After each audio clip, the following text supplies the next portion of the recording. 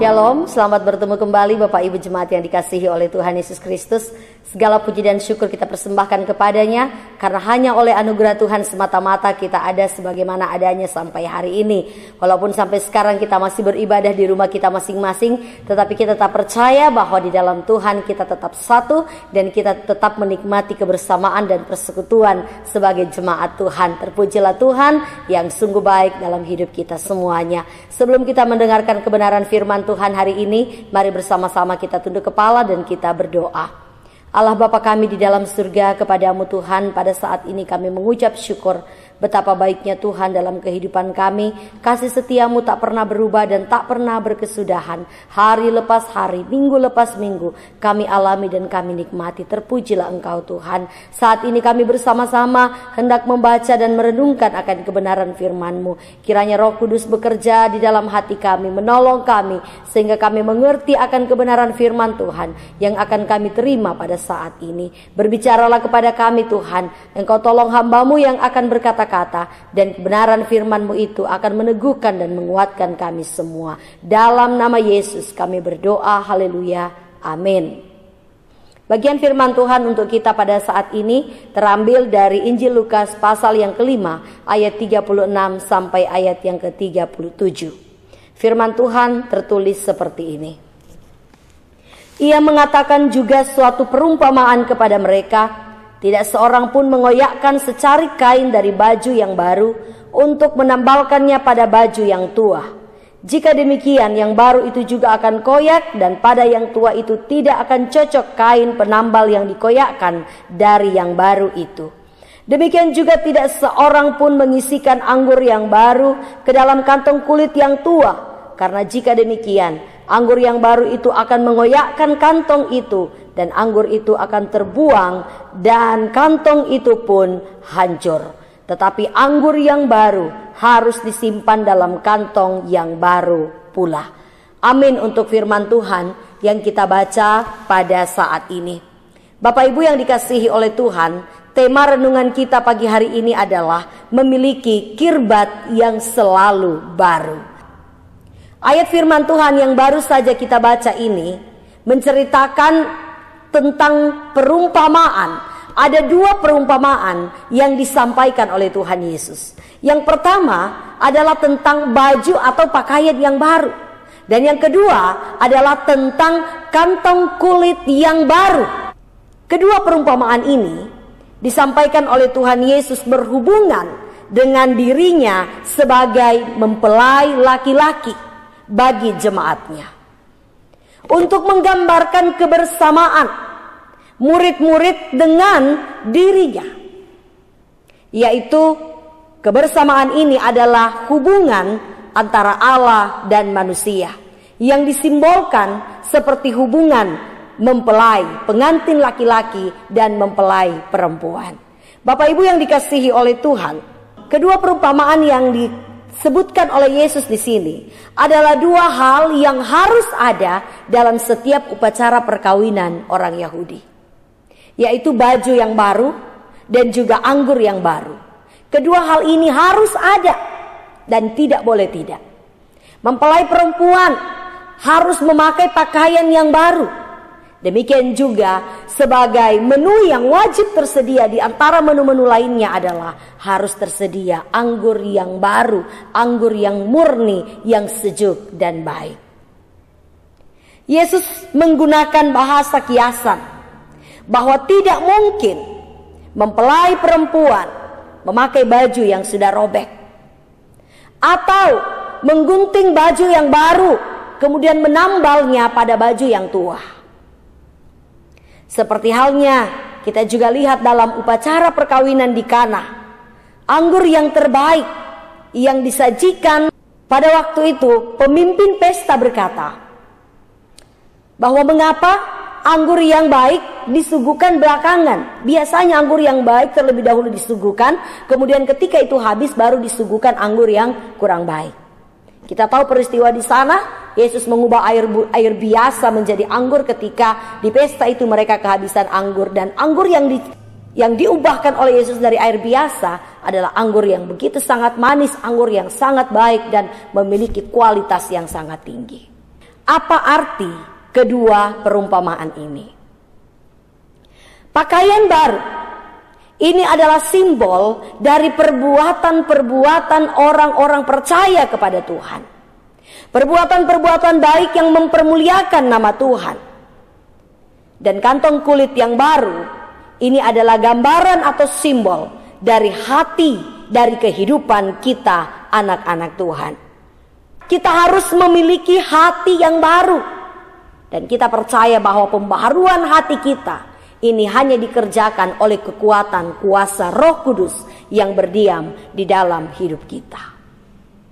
Dalam Markus pasal 7 ayat 21, di sana dikatakan, sebab dari dalam, dari hati orang timbul segala pikiran jahat, percabulan, pencurian, pembunuhan. Jadi, kirbat yang selalu baru akan menghasilkan pakaian-pakaian baru atau menghasilkan perbuatan-perbuatan yang baik. Dengan kata lain bahwa dari hati yang baru akan keluar hal-hal yang baik yang akan memberkati, dinikmati oleh banyak orang. Dalam Wahyu pasal 16 ayat yang ke-15, bahwa pakaian baru itu, pakaian kita, perbuatan adalah perbuatan-perbuatan kita yang menyenangkan dan mempermuliakan nama Tuhan. Tadi saya sudah menjelaskan sedikit bahwa kirbat yang baru itu adalah tempat penyimpanan anggur yang baru saja dipetik dan diperas. Supaya anggur yang baru tetap terjaga kesegarannya, supaya anggur yang baru tetap terjaga kemurniannya, maka itu sangat ditentukan tempat penyimpanan anggur itu. Di mana anggur itu disimpan? Dan dalam Alkitab, anggur menunjuk kepada dua jenis. Yang pertama adalah sari buah anggur yang segar yang belum difermentasi atau yang belum beragi. Dan yang kedua adalah anggur yang difermentasi, dan inilah yang memabukkan.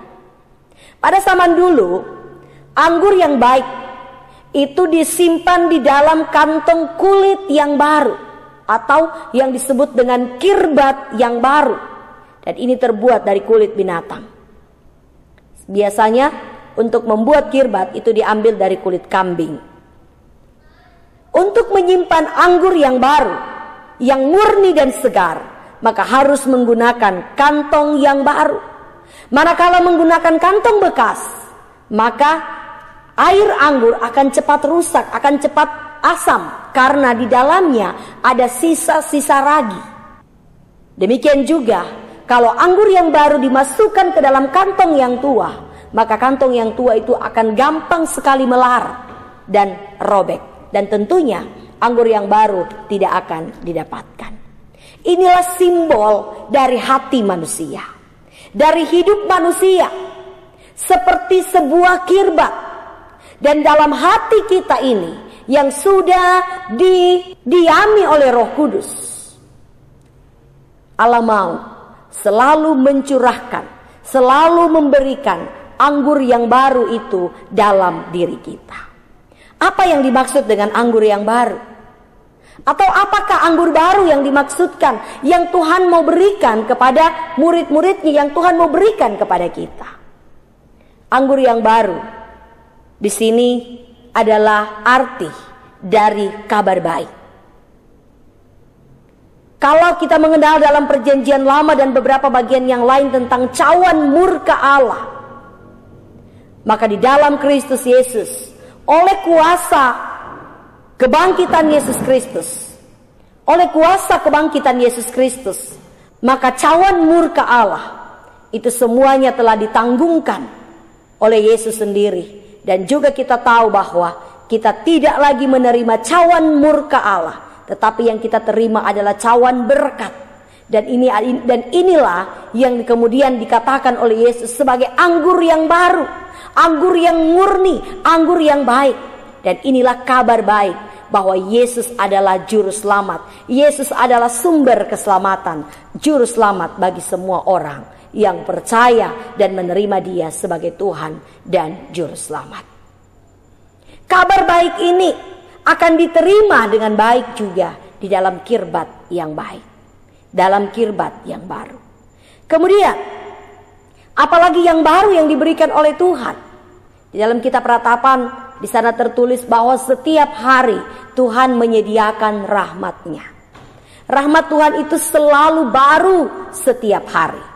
Rahmat Tuhan ini diberikan kepada semua orang yang mencari Dia. Itu sebabnya Bapak Ibu yang dikasihi Tuhan, setiap hari, setiap pagi, mari kita bangun untuk menikmati dan mengalami akan rahmat yang Tuhan berikan. Rahmat yang Tuhan berikan hari ini berbeda dengan rahmat yang Tuhan akan berikan pada hari esok. Demikian selanjutnya.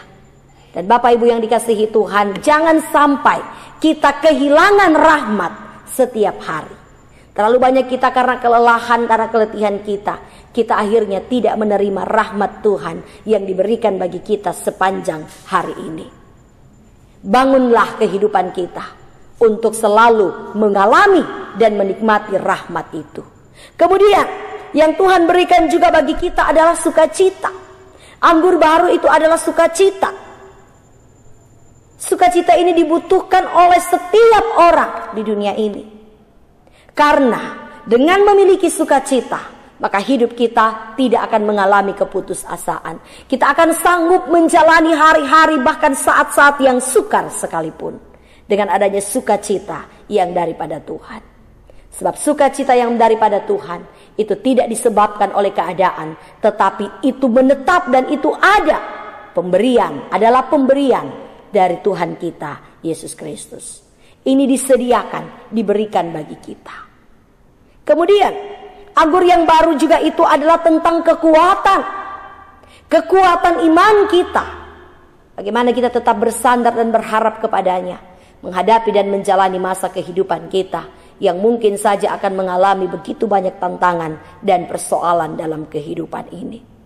Anggur yang baru itu juga berbicara tentang talenta-talenta atau pemberian-pemberian, karunia-karunia yang Ia berikan kepada orang-orang yang telah percaya kepadanya.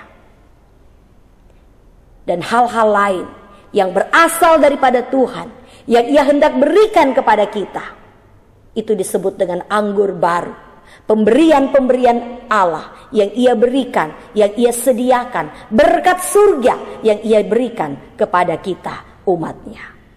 Bapak Ibu yang dikasihi oleh Tuhan, untuk menerima semuanya ini diperlukan kirbat yang selalu baru.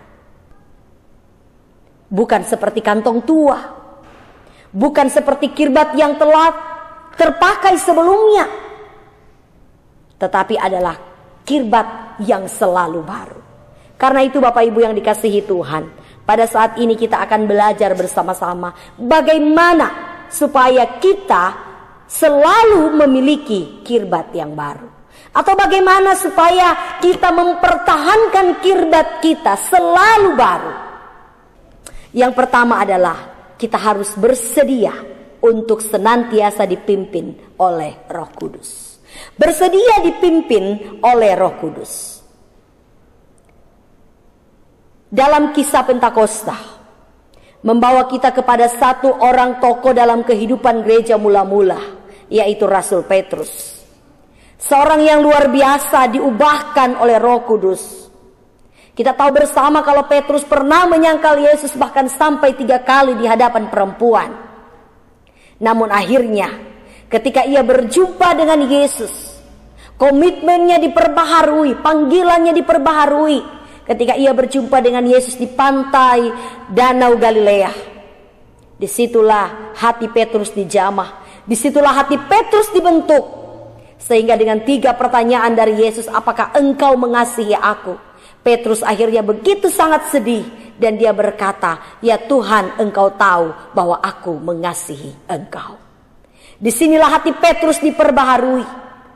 Dan kemudian kita lihat bahwa di dalam peristiwa Pentakosta, ketika Roh Kudus turun ke atasnya, Roh Kudus itu membaharui kehidupan Petrus, menjadikan dirinya dari seorang pengecut menjadi seorang pemberani, menjadikan Petrus seorang pengkhotbah yang luar biasa. Sehingga pada hari itu ada 5.000 orang yang bertobat. Bahkan setiap hari Rasul Petrus berada di dalam bait Allah untuk mengajar untuk memberitakan akan jalan Tuhan. Dan begitu banyak orang-orang yang bertobat, bahkan setiap hari Tuhan menambah-nambahkan jumlah mereka dengan orang-orang yang baru yang percaya kepada Tuhan Yesus Kristus. Mengapa hal ini bisa terjadi kepada Petrus? Karena hidupnya telah diubahkan oleh kekuatan kuasa Roh Kudus.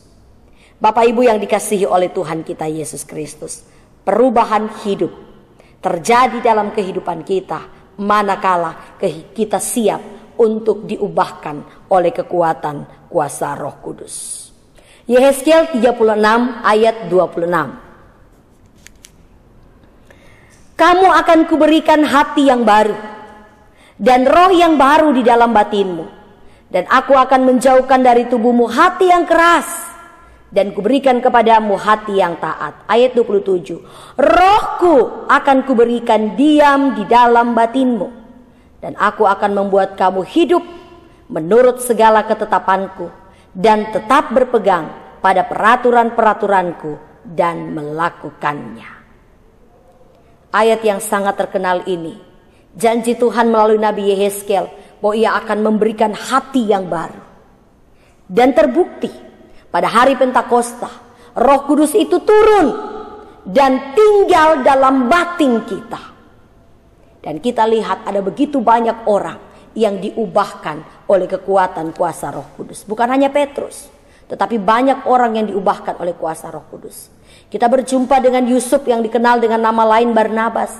Bahkan menjual semua harta kepunyaannya, lalu dia datang mempersembahkannya di bawah kaki rasul-rasul. Ini kekuatan kuasa Roh Kudus yang mengubahkan kehidupan begitu banyak orang pada saat itu. Bapak Ibu yang dikasihi oleh Tuhan, hanya ketika Roh Kudus mendiami kehidupan kita, menjamah hidup kita, maka pada saat itulah kehidupan kita akan mengalami perubahan. Hati yang baru, hidup yang baru hanya terjadi ketika Roh Kudus tinggal di dalam hati kita. Pada hari Minggu yang lalu, dalam kebaktian online sekolah minggu, ada perumpamaan yang saya berikan, yang kami tampilkan di sana dalam ayat hafalan, yaitu 3 gambar dari hati manusia. Mungkin di antara Bapak Ibu waktu masih kecil atau tahun-tahun yang lalu pernah melihat gambar tersebut. Ada gambar hati manusia, hati yang gelap, yang dikuasai oleh iblis. Dan di sana ada begitu banyak hewan-hewan reptil yang ada di sana. Dan itu menggambarkan akan kehidupan orang-orang yang belum dikuasai oleh Kristus, yang belum didiami oleh Roh Kudus. Dalam hidupnya ada begitu banyak sifat-sifat yang buruk. Mata hatinya menjadi gelap karena dikuasai oleh iblis. Dan kemudian sifat-sifat buruk itu ada dalam hidupnya. Itulah hati manusia. Tetapi ketika Roh Kudus menjamah hati seseorang, ketika kita menerima Yesus sebagai juru selamat dan Roh Kudus itu memeteraikan kita, maka hati kita menjadi putih bersih, disucikan, dan yang berkuasa di dalamnya adalah Roh Kudus sendiri yang menuntun kita untuk selalu hidup di dalam kesucian, hidup di dalam kebenaran. Hati yang baru inilah yang dibutuhkan untuk kita menjalani kehidupan, menghasilkan pakaian-pakaian baru, atau menghasilkan perbuatan-perbuatan, sifat-sifat yang baik, karakter yang menyenangkan hati Tuhan. Ketika kita sudah mengalami perjumpaan secara pribadi dengan Tuhan, Roh Kudus mendiami kehidupan kita. Janji Tuhan di sini berkata, aku akan memberikan kepadamu hati yang baru. Sudahkah Bapak Ibu Saudara memiliki hati yang baru?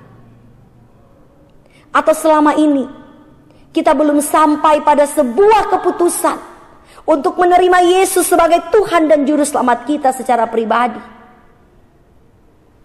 Jika itu belum, maka saya mengajak Bapak Ibu Saudara untuk sesudah ibadah ini berdoa secara pribadi kepada Tuhan, meminta supaya Roh Kudus menguasai dan mendiami, karena hanya kuasa Roh Kudus yang mampu menerangi, yang mampu menghalaukan segala hal-hal yang buruk dari dalam kehidupan kita. Hal yang kedua, Bagaimana supaya kita memiliki kirbat yang selalu baru? Maka yang kedua adalah kita harus hidup dalam firman Tuhan. Kita harus hidup dalam firman Tuhan. Bapak Ibu yang dikasihi Tuhan, salah satu cara untuk menjaga agar kirbat anggur yang telah disediakan itu tidak kering dan tidak pecah, maka kirbat itu harus direndam dalam air. Jadi itu caranya. Setelah mereka menyediakan kirbat, supaya itu tidak rusak, maka kirbat itu harus direndam dalam air. Bapak Ibu yang dikasihi Tuhan, ini adalah simbol menunjukkan kepada kita, atau sama halnya dengan hati kita, dengan hidup kita, hidup yang sudah dibaharui oleh Roh Kudus, agar tetap terjaga, maka harus selalu direndam dalam air kehidupan. Dan apakah air itu? Kita tahu bahwa firman Tuhan adalah seperti air yang sejuk bagi rusa yang haus, seperti yang selalu digambarkan oleh pemazmur. Firman Tuhan adalah roti kehidupan bagi kita. Firman Tuhan digambarkan dengan berbagai macam cara yang menunjukkan akan kebutuhan kita manusia. Kita membutuhkan air, kita membutuhkan makanan. Demikianlah firman Tuhan adalah kebutuhan setiap kita. Jadi ketika hati kita selalu dikuasai, selalu dipenuhi dengan kebenaran firman Tuhan, maka hati kita akan senantiasa terjaga akan kemurniannya. Hati kita akan tetap terjaga. Kirbat kita ini akan selalu baru ketika kita selalu merendamnya dengan firman Allah, selalu dipenuhi dengan kebenaran firman Tuhan. Dalam 2 Timotius pasal 3 ayat 16. 2 Timotius 3 ayat 16, segala tulisan yang diilhamkan Allah memang bermanfaat untuk mengajar, untuk menyatakan kesalahan, untuk memperbaiki kelakuan, dan untuk mendidik orang dalam kebenaran. Firman Tuhan bermanfaat untuk kita. Apa saja manfaatnya? Mengajar, menyatakan kesalahan, memperbaiki kelakuan, mendidik orang dalam kebenaran. Lagunya juga ada, bahkan selalu kita nyanyikan. Tetapi apakah benar Bapak Ibu yang dikasihi Tuhan, saudara-saudara sekalian, bahwa ketika kita mendengar firman, ketika kita membaca firman, itu betul-betul mengajar kita, itu betul-betul mendidik kita, itu betul-betul mempengaruhi kehidupan kita, mengubahkan kehidupan kita. Jangan sampai ketika firman Allah menegur kita, kita malah tersinggung, kita malah marah. Jangan sampai ketika kita diajar dengan firman Allah, justru kita menunjuk orang lain. Ini banyak kali terjadi ketika kita tidak senang dengan apa yang disampaikan dari kebenaran firman Allah. Itu membuat kita marah, membuat kita tersinggung. Bapak Ibu yang dikasihi oleh Tuhan, jika kita mau kirbat kita, hati kita selalu terjaga, maka tidak ada cara lain selain kita merendam hidup kita dalam kebenaran firman Allah. Jadikan firman Tuhan sebagai pelita, sebagai terang penuntun bagi jalan kehidupan kita. Jadikan firman Allah sebagai satu-satunya otoritas tertinggi dalam hidup kita. Kita mau taat. Karena itu setiap kali kita mendengarkan firman Allah, mari selalu kita membuka hati kita. Kita selalu menyediakan hati kita seperti tanah-tanah yang subur, agar firman Tuhan itu akan tertabur dengan baik di dalam hati kita, tertanam dengan baik, dan di sanalah kita memuji dan kita mempermuliakan nama Tuhan. Jagalah hatimu dengan segala kewaspadaan, dari sanalah terpancar kehidupan. Ayat firman Tuhan yang begitu sangat sering kita baca dan kita senang untuk dengarkan. Menjaga hati kita hanya dengan kekuatan kuasa firman Tuhan dalam hidup kita. Yang ketiga, bagaimana cara menjaga kirbat agar selalu baru? Yang berikutnya adalah hidup dipenuhi oleh kuasa Roh Kudus. Apa bedanya dengan poin pertama tadi? Kalau yang pertama tadi adalah perjumpaan secara pribadi. Dan Roh Kudus mendiami kita, mengubahkan hati kita, menyucikan kita dari segala dosa dan kesalahan kita, menjadikan kita baru. Dan pada poin yang ketiga ini adalah bahwa kita harus dipenuhi oleh Roh Kudus. Bagian firman Tuhan ini sudah dijelaskan bagi kita dalam khotbah 2 minggu yang lalu, juga pada khotbah minggu yang lalu, bahwa kita harus dipimpin oleh Roh Kudus. Kita harus selalu dipenuhi oleh kuasa Roh Kudus. Roh Kudus harus memberi dampak dalam kehidupan kita, dan itu akan terjadi ketika Roh Kudus memenuhi kehidupan kita. Terlalu sering, terlalu banyak kali orang-orang percaya menduka citakan Roh Kudus yang ada dalam hidupnya, karena ia hidup semaunya sendiri. Ia hidup menuruti keinginan-keinginannya. Ia tidak mau dikendalikan dan ia tidak mau dikuasai oleh Roh Kudus. Ia tidak bersedia untuk dipimpin oleh Roh Kudus dalam hidupnya. Bapak Ibu yang dikasihi oleh Tuhan kita Yesus Kristus, hidup yang dipimpin oleh Roh Kudus maka akan menghasilkan hal-hal yang baik dalam hidup kita. Mari kita membaca bersama-sama Galatia pasal 5 ayat 16 sampai ayat yang ke-23. Maksudku ialah, hiduplah oleh Roh, maka kamu tidak akan menuruti keinginan daging.